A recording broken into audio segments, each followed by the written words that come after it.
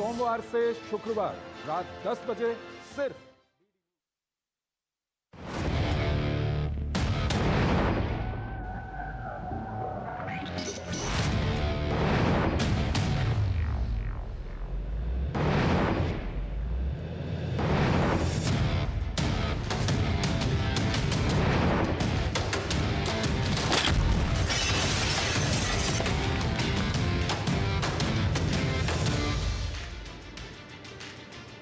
नमस्कार, स्वागत है आप सभी का। मैं हूं कृतिका और देश का सबसे भरोसेमंद चैनल डीडी न्यूज पर लेकर हाजिर हूं आपका अपना पसंदीदा शो खबरों का सरपंच न्यूज पंच। और इस कार्यक्रम के जरिए हम आप तक पहुंचाते हैं वो तमाम खबरें जिन पर रहती है हम सभी की नजर।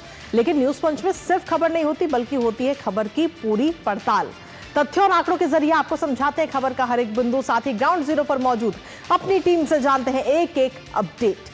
होती है हर खबर पर हमारी पहली नजर और आज न्यूज पंच के जरिए जिन प्रमुख खबरों पर रहेगी हमारी नजर, सबसे पहले करेंगे उन 3 प्रमुख खबरों का रुख। तो आज सबसे पहली और प्रमुख खबर है बांसुरी सुराज से जुड़ी। जी हां, दिल्ली से सांसद हैं भारतीय जनता पार्टी की और आज जेपीसी की बैठक में शामिल होने के लिए पहुंची थी। लेकिन इस दौरान जब वो वहां पर पहुंची तो एक बैग अपने साथ लेके गई थी जिसपे कुछ ऐसा लिखा था जिसके जरिए कहीं ना कहीं वो इस वक्त चर्चा में बनी हुई है। आखिर क्या लिखा था और इस बैग के जरिए किस पर निशाना साधने की कोशिश उन्होंने की, बताएंगे इस विस्तार से इस पूरी खबर के बारे में आपको। लेकिन साथ ही जो दूसरी प्रमुख खबर है वो है बिहार से जुड़ी। जी हां, जहां पर मल्लिकार्जुन खड़गे ने एक रैली का आयोजन किया है, लेकिन ये रैली कहीं ना कहीं फ्लॉप होती हुई नजर आई क्योंकि यहां पर लोग ही नहीं पहुंचे थे। और ऐसे में जब लोग नहीं पहुंचे तो ये सजा किसी और को दे दी जाती है कि आखिर कांग्रेस की रैली में जनता क्यों शामिल नहीं हुई, बताएंगे इस खबर के बारे में भी विस्तार से आपको। लेकिन साथ ही तीसरी और महत्वपूर्ण खबर अंतर्राष्ट्रीय जगत से जुड़ी हुई। जी हां, जहां हार्वर्ड ने ट्रंप प्रशासन पर ही केस कर दिया है। दरअसल आखिर ट्रंप की तरफ से जो पैसा है वो रोका गया, जिसके बाद में हार्वर्ड ने इस वक्त ट्रंप प्रशासन पर ही केस कर दिया है। बताएंगे इस खबर के बारे में भी विस्तार से आपको। तो चलिए शुरुआत करते हैं आज के न्यूज पंच की सबसे पहली और प्रमुख खबर के साथ। जी हां, राजनीति में कई बार जो चीजें आप बोलकर नहीं समझा सकते, उससे कहीं ज्यादा बेहतर तरीके से वो चीज सांकेतिक तौर पर आप कर सकते हैं। भारतीय जनता पार्टी की सांसद बांसुरी सुराज जब वन नेशन वन इलेक्शन को लेकर होने वाली जेपीसी की बैठक में पहुंची तो उनके कंधे पर एक बैग था जो आप इस वक्त देख भी रहे हैं। और अब ये बैग खूब सुर्खियां भी बटोर रहा है। इस बैग के जरिए सांसद कांग्रेस को घेरती नजर आई। आखिर क्यों सुर्खियां बटोर रहा है बांसुरी सुराज का ये बैग, बताएंगे आपको। साथ ही करेंगे चर्चा अपने संवाददाता से। उससे पहले आपको बताते हैं एक देश एक चुनाव बिल पर आज हो रही जेपीसी की बैठक। तो एक देश एक चुनाव बिल पर जेपीसी की ये बैठक आज हो रही है और इस बैठक में शामिल होने के लिए बांसुरी सुराज पहुंची, जहां बैठक से पहले समिति अध्यक्ष पीपी चौधरी की तरफ से बयान भी इस वक्त सामने आ चुका है इस बैठक से पहले। और उन्होंने कई बातों का जिक्र इस अपने बातों में कहा, इस बयान में किया। उन्होंने कहा कि समिति जो है वो पूरे देश का दौरा करेगी आगे आने वाले समय में। सबसे पहले महाराष्ट्र का दौरा करती हुई ये समिति नजर आएगी। दौरे के दौरान हर वर्ग की राय ली जाएगी। ये बात पीपी चौधरी की तरफ से, जो कि जेपीसी के अध्यक्ष हैं इस जेपीसी के, उनकी तरफ से कही गई। साथ ही उन्होंने कहा कि वन नेशन वन इलेक्शन की पारदर्शिता के लिए वेबसाइट भी जरूरी है, तो एक वेबसाइट भी लॉन्च की जाएगी और जल्द इस वेबसाइट को लॉन्च करके जो आम जनता है वो अपने जो तमाम सुझाव है वो इस पर दे सकती है और इससे कहीं ना कहीं पारदर्शिता जरूर आएगी। साथ ही आपको बता दें कि अगले महीने महाराष्ट्र से शुरुआत होगी इसकी, और यानी कि महाराष्ट्र से दौरे की शुरुआत होगी जेपीसी की। और इसके साथ ही ये तस्वीरें इस वक्त आपको दिखा रहे हैं जब इस बैठक में शामिल होने के लिए भारतीय जनता पार्टी की सांसद बांसुरी सुराज पहुंची थी। लेकिन बांसुरी सुराज के हाथ में जो कंधे पर आप ये बैग देख रहे हैं, ये बैग इस वक्त चर्चाओं में बना हुआ है क्योंकि इस बैग के जरिए बांसुरी सुराज ने सीधे तौर पर कांग्रेस पर हमलावर होती हुई नजर आई। इस बैग पर लिखा था नेशनल हेराल्ड की लूट। और अब जब से इस बैग को खबरों में आया है तब से ये चर्चाओं का विषय बना हुआ है। हालांकि इसके बाद में बांसुरी सुराज का बयान भी सामने आया है और फिलहाल क्या कुछ कहा गया है बांसुरी सुराज की तरफ से वो भी आपको सुनाते हैं। पहली बार हुआ है कि डेमोक्रेसी का जो 4th पिलर है, चौथे स्तंभ, यानी मीडिया को लेकर भी भ्रष्टाचार हुआ है। हाल ही में जो चार्जशीट ईडी ने फाइल करी है, ये बहुत ही गंभीर उदाहरण उजागर करती है जहां पर कांग्रेस की पुरानी एक कार्यशैली और उनकी विचारधारा उभर कर आती है। 2000 करोड़ रुपए की संपत्ति कौड़ियों के भाव मात्र 50 लाख रुपए में यंग इंडिया लिमिटेड कंपनी ने हड़प ली। और ये यंग इंडिया लिमिटेड कंपनी जो है ये नॉट फॉर प्रॉफिट एक ऐसी कंपनी है जिसका स्वामित्व यानी उसकी ओनरशिप 76% जो है वो गांधी परिवार की है। और इसीलिए आज के दिन कांग्रेस पार्टी की और कांग्रेस के शीर्ष नेतृत्व की जवाबदेही बनती है न केवल इस देश की जनता को बल्कि 25 अप्रैल को कोर्ट के समक्ष भी। तो सीधे तौर पर हमलावर होती हुई इस वक्त बांसुरी स्वराज नजर आई नेशनल हेराल्ड केस को लेकर के। कांग्रेस पर ये हमलावर हुई, लेकिन इसके बाद में कांग्रेस नेता संदीप दीक्षित की तरफ से क्या कुछ कहा गया, साथ ही कांग्रेस सांसद सुखदेव भगत ने क्या कुछ कहा है, वो भी आपको सुनाते हैं, फिर करेंगे चर्चा इस पर। इनके नाटक चलते रहते हैं। नेशनल हेराल्ड का केस बिल्कुल साफ सुथरा सिंपल है। पहले भी इसकी ओनरशिप कांग्रेस के नेतृत्व की, हमारे शेयर होल्डर्स की थी, अभी भी वही है। कंपनियां आपस में शेयर होल्डिंग बदलती हैं, नाम बदलती हैं, और नॉट फॉर प्रॉफिट कंपनी है। उसमें क्या ये दिखाना चाहते हैं, क्या नहीं दिखाना चाहते, ये जाने। और अब तो खैर वही कोर्ट के सामने है, कोर्ट की लंबा चलेगा, कब आता है निर्णय कब नहीं आता है तो उसमें देखेंगे। इतनी इनकी जल्दबाजी क्या हो रही है। बांसुरी स्वराज जी स्वयं के सम्मानित नेता, कल वो बताए ना लूट कहाँ हुई है, कोई मनी ट्रांजैक्शन नहीं हुआ है। और नेशनल हेराल्ड, मैंने कहा कि गांधी शब्द से न केवल अंग्रेज डरते थे वरन भारतीय जनता पार्टी भी डरी हुई है। और जो चीज़ ऑलरेडी क्लोज हो चुकी है, पहले भी इस पर सारी चीज़ें आ चुकी है, क्लियर हो चुकी है, कोई मनी ट्रांजैक्शन नहीं हुआ है, तो फिर इस प्रकार आरोप क्यों? मैं सब मुद्दों से भटकाने का इनका एक कुत्सित प्रयास है और कहीं न कहीं कांग्रेस के साथ साथ गांधी फैमिली को यह बदनाम करने की इनकी एक कुत्सित प्रयास है, मैं यही कहना चाहूँगा। तो बांसुरी स्वराज के इस बैग को लेकर और उनके बयान को लेकर इस वक्त कांग्रेस पार्टी भी हमलावर होती नजर आ रही है, पलटवार किया गया है। हमारे साथ हमारे सहयोगी ऋषि कुमार इस वक्त जुड़ रहे हैं, सीधा उन्हीं का रुख करते हैं और ताजा अपडेट उनसे लेते हैं। ऋषि, इससे पहले हमने देखा है कि प्रियंका गांधी के बैग बहुत ज्यादा चर्चा में बने हुए थे, लेकिन अब आज अगर हम देखें तो बांसुरी स्वराज का ये बैग इस वक्त चर्चाओं में बना हुआ है। सीधे की बैठक थी जिसमें कि वन नेशन वन इलेक्शन से संबंधित जो तमाम सदस्य हैं समिति के वो पहुंच रहे थे, लेकिन ऐसे में एक बैग ने आज उन सब चीज़ों को चर्चा में ला दिया जो बहुत आसानी से नहीं हो पाता है। लेकिन एक बैग की जो राजनीति है वो पहले कांग्रेस के द्वारा शुरू की गई थी, तो अब बीजेपी ने उसे एक कदम और आगे बढ़ा दिया है। नेशनल हेराल्ड मामले पर जिस तरीके से अब तक जो स्थिति बनी है उसके बाद बीजेपी लगातार हमलावर है और कांग्रेस उसको डिफेंड भी कर रही है। लेकिन ऐसे में जो सबसे बड़ा मुद्दा ये है कि इस मुद्दे को किस तरीके से उछाला गया और इसका तरीका क्या रहा। बहुत ही कह सकते हैं कि आसान तरीके से, और एक बैग पर जब नेशनल हेराल्ड की लूट लिखकर वो पहुंची तो उससे पूरी जो खबर है वो एकदम आकर्षण का केंद्र बन गई कि इसका मतलब क्या है। और फिर इन्होंने अपने बयान में भी कहा कि किस तरीके से कांग्रेस की परंपरा रही है, और इन्होंने बात कही कि ये पहली बार है कि मीडिया के ज़रिए भी कांग्रेस ने उनका ये आरोप रहा कि कांग्रेस ने लूटने का जो पूरे देश में प्रयास किया वो मीडिया के ज़रिए भी पहली बार देखने को मिल रहा है कि मीडिया के ज़रिए भी वो इस काम को कैसे कर सकते हैं। तो एक करारा हमला है बीजेपी की तरफ से कांग्रेस के ऊपर।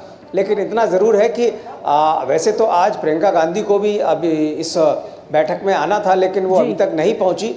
2:30 बजे के बाद एक बार फिर से ये बैठक शुरू होगी, अभी लंच टाइम है जी। हो सकता है तब वो पहुंचे तो शायद उस बैग पर उनकी भी नज़र पड़े, तो उनको समझ में आएगा कि कैसे उन्होंने एक बैग पर कुछ लिखकर सुर्खियाँ बटोरी थी, तो आज उनकी बारी है कुछ देखने की।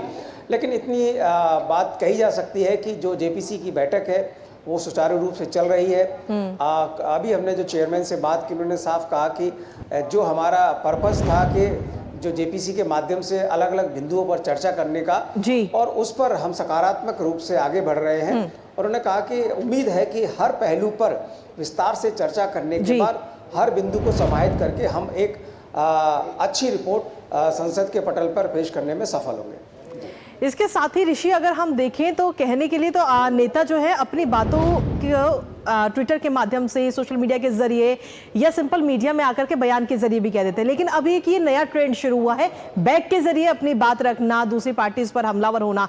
और इससे पहले प्रियंका गांधी को भी हम देख चुके हैं, बांग्लादेश और फिलिस्तीन का किस तरीके से समर्थन वो करती हुई नजर आई थी, और अब बांसुरी स्वराज। क्या ये एक नया ट्रेंड सेट किया जा रहा है? देखिए, नए नए तरीके होते हैं अपनी चीज़ों को जनता के सामने लाने के। हम देखते हैं कि संसद जब चलती है तो हंगामा करने का एक तरीका विपक्ष के पास होता है, वो उसके माध्यम से अपनी बात को पहुंचाने की कोशिश करता है। इसी तरीके से ट्रेजरी बेंचेस तमाम प्रेस कॉन्फ्रेंसेस के ज़रिए और तमाम आंकड़ों के ज़रिए अपनी बात कहते हैं। रैलियों के माध्यम से बातें कही जाती हैं, प्रचार प्रसार के माध्यम से कही जाती हैं।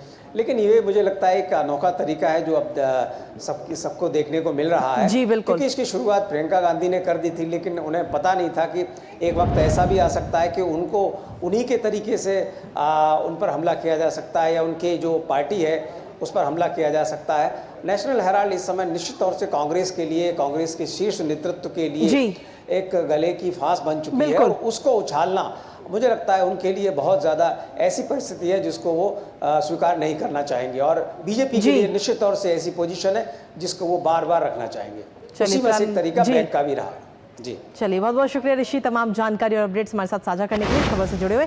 इसी के साथ अब अगली महत्वपूर्ण खबर का रुख कर लेते हैं, और अगली महत्वपूर्ण खबर है बिहार से। जी हाँ, बिहार में इसी साल विधानसभा के चुनाव होने वाले हैं, और ऐसे में तमाम राजनीतिक दलों के दिग्गज नेता अभी से माहौल बनाने में भी जुट गए हैं।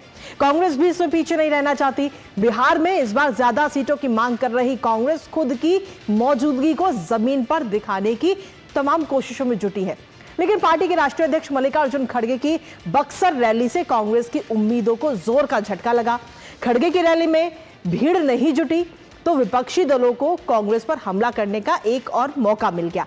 यहां तक कि पार्टी में भी खलबली मच गई, और आनन फानन में बक्सर के कांग्रेस जिलाध्यक्ष मनोज कुमार पांडे को पद से ही हटा दिया गया, क्योंकि वो खड़गे की रैली में लोगों को नहीं जुटा सके।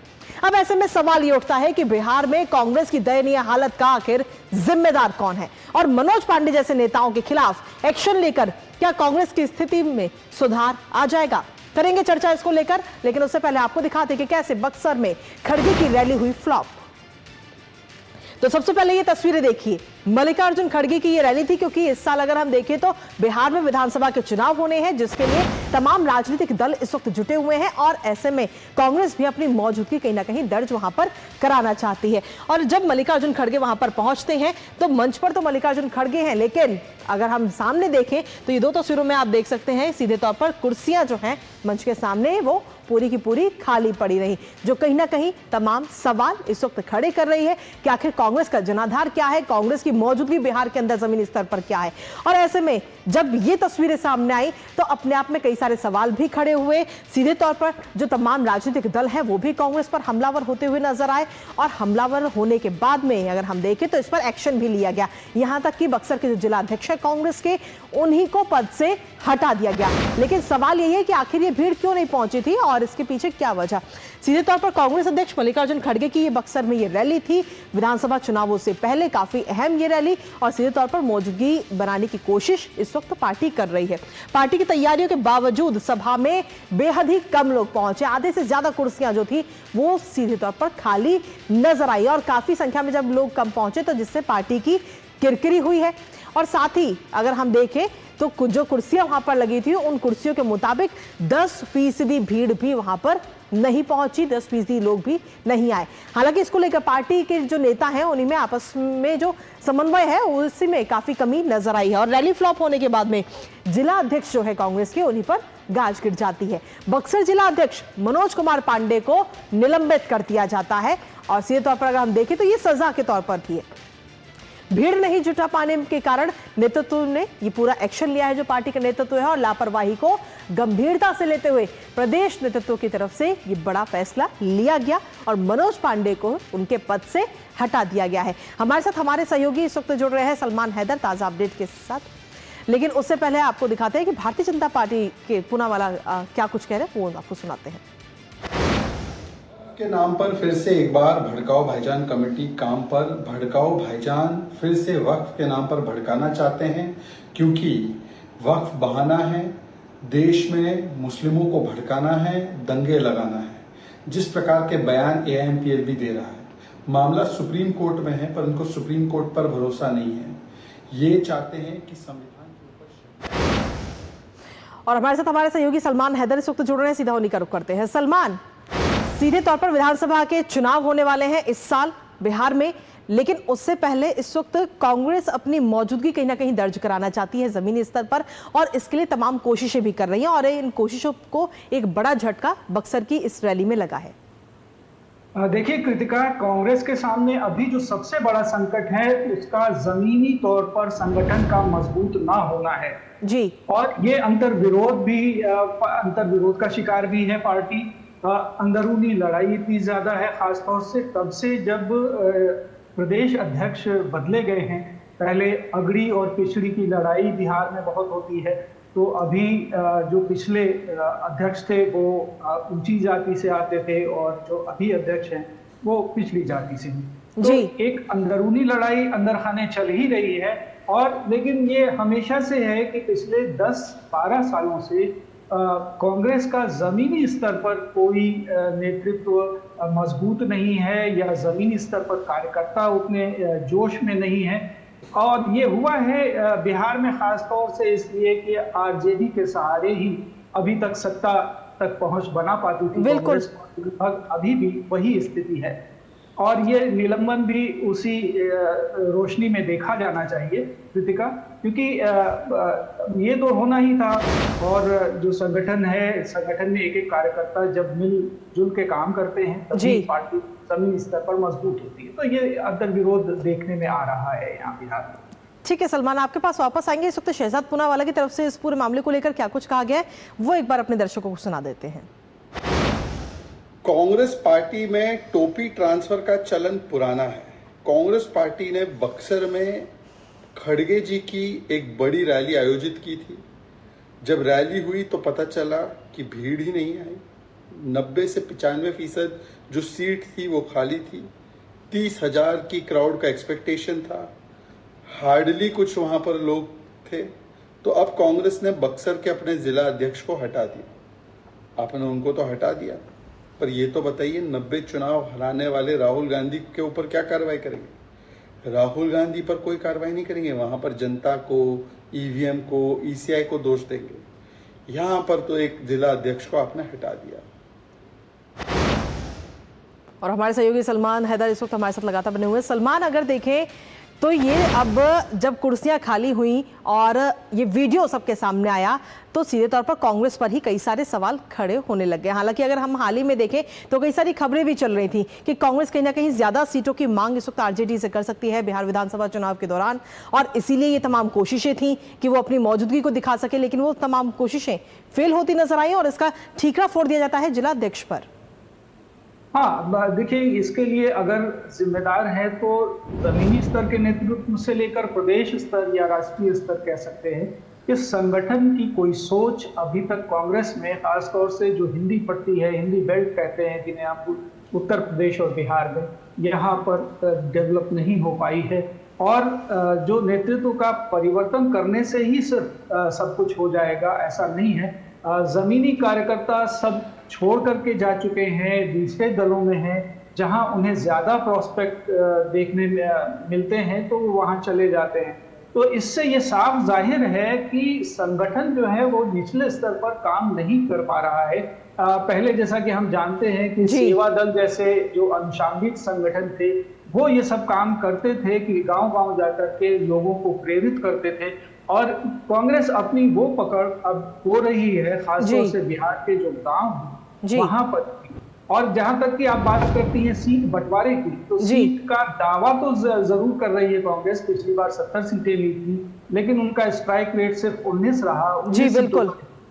और आरजेडी की तरफ से शायद ये दबाव भी है कि इस बार उनको उतनी सीटें नहीं देंगे वो गठबंधन में। तो ये सारे अंतर्विरोध काफी दिनों से चले आ रहे हैं, जब से चुनावी सरगर्मियां एक तरह से राज्य में बढ़ रही हैं, इस वजह से। चलिए, फिलहाल बहुत बहुत शुक्रिया सलमान तमाम जानकारी और अपडेट्स हमारे साथ साझा करने के लिए, इस खबर से जुड़े हुए। और इसी के साथ अब न्यूज पंच में तीसरी और महत्वपूर्ण खबर अंतर्राष्ट्रीय जगत से जुड़ी। जी हां, जहां डोनाल्ड ट्रंप और हार्वर्ड यूनिवर्सिटी के बीच जो विवाद है वो लगातार बढ़ता जा रहा है। हाल ही में ट्रंप सरकार ने हार्वर्ड को $2.2 बिलियन की फंडिंग रोक दी है, और इसका अहम कारण यह है कि इन यूनिवर्सिटीज ने अपने यहां पर फिलिस्तीन समर्थक प्रदर्शनों पर रोक नहीं लगाई, जिससे सरकार नाराज है। और अब फंडिंग रोकने पर हार्वर्ड ने भी करारा जवाब दे दिया है। दरअसल हार्वर्ड ने राष्ट्रपति ट्रंप की सरकार के खिलाफ ही केस कर दिया है और बताया यह भी जा रहा है कि ट्रंप सरकार हार्वर्ड यूनिवर्सिटी की हेल्थ रिसर्च को टारगेट कर रही है। हालांकि ट्रंप प्रशासन पहले भी कई प्रतिष्ठित संस्थानों की फंडिंग पर रोक लगा चुका है और अब ट्रंप प्रशासन और हार्वर्ड के बीच ये मामला और ज्यादा बढ़ गया है। करेंगे इस पर चर्चा, लेकिन उससे पहले आपको दिखाते हैं कि कैसे ट्रंप और हार्वर्ड के बीच लड़ाई ये तेज हुई है।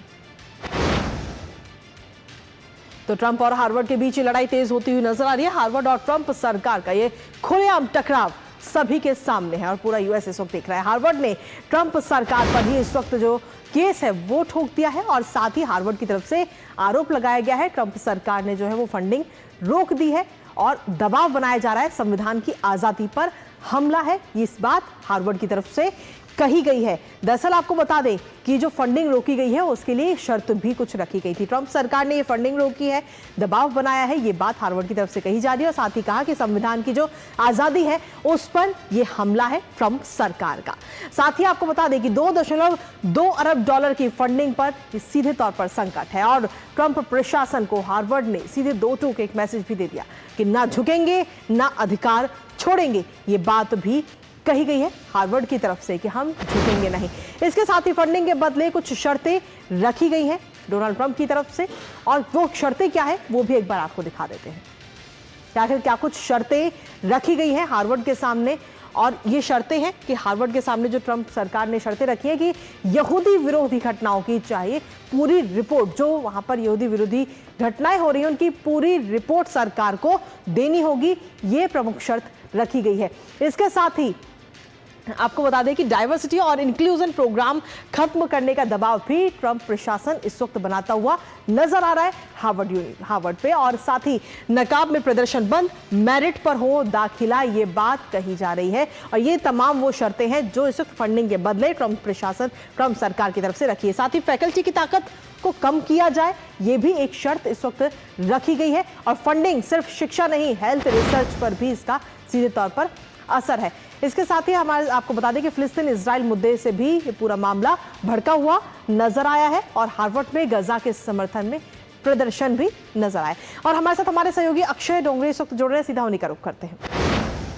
अक्षय, सीधे तौर पर देखें तो इससे पहले भी कई संस्थानों की जो फंडिंग है वो रोकी गई है, लेकिन अब जब हार्वर्ड की ये फंडिंग रोकी गई तो हार्वर्ड ने पूरा सीधे तौर पर हम देखें तो केस ही कर दिया गया है ट्रंप के ऊपर, ट्रंप सरकार पर। बिल्कुल ठीक कहा आपने कृतिका, एक तरह से देखा जाए तो टकराव का मामला कहीं ना कहीं सामने आता हुआ दिख रहा है। वैसे डोनाल्ड ट्रंप ने बयानबाजी की है इस पूरे के पूरे मुद्दे को लेकर। एक चीज बिल्कुल साफ है कि एक बार ना सिर्फ फेडरल रिजर्व और जो ट्रंप सरकार है उनके बीच टकराव है, कोर्ट और ट्रंप सरकार के बीच टकराव है, बल्कि कई ऐसे इंस्टीट्यूशन हैं जिनसे इस वक्त हम देखें तो व्हाइट हाउस जिसे कहा जाता है यानी कि ट्रंप एडमिनिस्ट्रेशन, उनका कहीं ना कहीं चीजों को बदलाव को लेकर एक रेजिस्टेंस हमने देखा है। अब जो पॉलिसीज की बात की जाए हार्वर्ड को लेकर कई सारी शर्तें आपने दिखाई, इनमें ऐसी शर्तें भी थी कि इमिग्रेशन किया जाए लोगों का और उसके बाद ही दाखिला दिया जाए। इन सभी चीजों को लेकर कई सारे जो प्रोफेसर्स हैं उनकी तरफ से एक रेजिस्टेंस आया था, जिसके बाद ये हमने देखा कि ट्रंप सरकार ने पहले धमकी दी थी कि कुछ ग्रांट्स रोके गए थे तकरीबन $600 मिलियन के, और उसके बाद अब देखा जा रहा है कि जो ओवरऑल फंडिंग होती है $2.2 बिलियन की, जो सरकार जिसका खर्चा उठाती है, वो अब रोकने की धमकी देने के बाद में वो रोकने की तरफ कदम बढ़ाए गए ट्रंप सरकार द्वारा। तो सीधे तौर पे ये अब सुप्रीम कोर्ट में जब ये मामला जाता है तो हमें एक चीज समझनी होगी कि यूएस में जो जुडिशियल स्ट्रक्चर है वो काफी ज्यादा मजबूत माना जाता है। दुनिया की सबसे मजबूत जुडिशरीज में अमेरिका का नाम आता है। तो ऐसे में कई सारे ऐसे फैसले लिए गए ट्रंप सरकार द्वारा जिन्हें बाद में कोर्ट में जाकर पलट दिया गया। तो हार्वर्ड की तरफ से यही एक दलील दी जाएगी कि उनके ट्रंप सरकार की बात ना मानने के चलते जो उनका संवैधानिक अधिकार था वो दिया जा रहा है। हालांकि बात यह है कि अब हार्वर्ड एक प्राइवेट इंस्टीट्यूशन की तरह देखा जाता है और ट्रंप सरकार ने यही कहा है कि अगर आपको फंडिंग सरकार से चाहिए तो आपको सरकार की कुछ बातों को भी मानना पड़ेगा। तो ऐसे में अब देखने वाली चीज यही रहेगी कि कोर्ट का फैसला क्या रहता है, क्योंकि उसी के ऊपर सब चीजें निर्भर रहेंगी।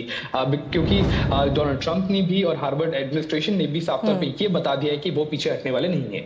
जी चलिए, आप इस कोर्ट के इस फैसले पर आप अपनी नजर लगातार बनाए रखिएगा, लेकिन फिलहाल बहुत बहुत शुक्रिया अक्षय तमाम अपडेट्स हमारे साथ साझा करने के लिए। और इसी के साथ फिलहाल न्यूज फ्रंट में मुझे और हमारी पूरी टीम को दीजिए अनुमति। कल सुबह 10:30 बजे फिर होगी आपसे मुलाकात कुछ और महत्वपूर्ण खबरों के साथ। तब तक के लिए नमस्कार।